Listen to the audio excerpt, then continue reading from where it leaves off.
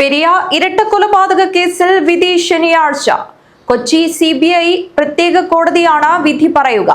പ്രതികൾക്ക് തക്കതായ ശിക്ഷ ലഭിക്കുമെന്നാണ് പ്രതീക്ഷിക്കുന്നതെന്ന് കൊല്ലപ്പെട്ടവരുടെ കുടുംബം പ്രതികരിച്ചു. പ്രതികൾക്ക് വധശിക്ഷയോ ഇരട്ട ജീവപര്യന്തമോ നൽകുമെന്നാണ് പ്രതീക്ഷിക്കുന്നതെന്ന് രാജ്മോഹൻ ഉണ്ണിത്താൻ MP പ്രതികരിച്ചു.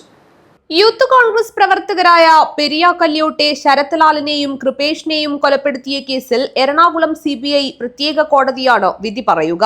കേസിൽ 24 പേരാണ് പ്രതിപട്ടികയിലുള്ളത്. മുൻ ലോക്കൽ കമ്മിറ്റി അംഗം A. പീതാംബരനാണ് ഒന്നാം പ്രതി. ഇയാൾ ഉൾപ്പെടെ 14 പേരെ ക്രൈംബ്രാഞ്ചും 10 പേരെ CBIയുമാണ് അറസ്റ്റ് ചെയ്തത്. 2019 ഫെബ്രുവരി 17-നാണ് കൊല നടന്നത്.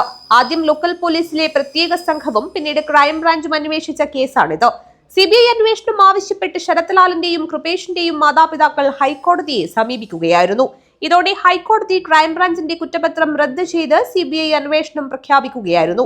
എന്നാൽ CBI അന്വേഷണം എന്ന ഹൈക്കോടതി സിംഗിൾ ബെഞ്ചിന്റെ വിധി ശരിവച്ച ഡിവിഷൻ ബെഞ്ച് ക്രൈംബ്രാഞ്ചിന്റെ കുറ്റപത്രം നിലനിർത്തുകയും ചെയ്തിരുന്നു.